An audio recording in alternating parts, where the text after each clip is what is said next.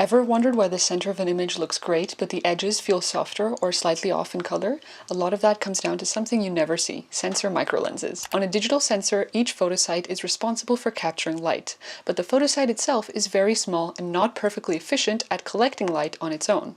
That's where microlenses come in. Tiny microlenses sit on top of each photosite and help guide incoming light into the light-sensitive area.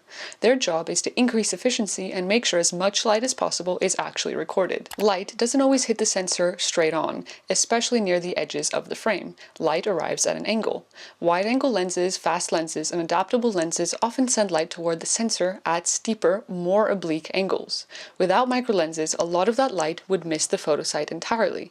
Microlenses help bend that angled light back into the photosite so it can be captured correctly. If microlenses aren't optimized for those angles, edge performance suffers. You might see softer corners, reduced resolution, or smearing toward the edges. This isn't always the lens. Sometimes the lens is doing its job, but the sensor can't accept the light efficiently at those angles. This is why the same lenses can look sharp on one camera and weak on another, especially near the edges. Microlenses also affect color. When the light hits the sensor at steep angles, different wavelengths can be captured unevenly.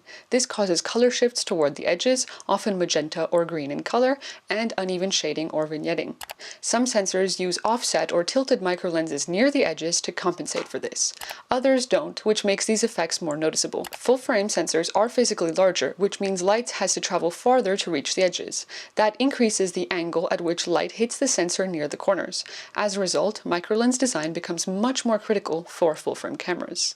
Smaller sensors naturally receive light at less extreme angles, which is one reason they can be more forgiving when it comes to certain lenses. So this is one of the reasons that camera sensors have a look beyond resolution and dynamic range. It affects how lenses render across the frame, how adapted lenses behave, and why certain camera and lens combinations just look better together.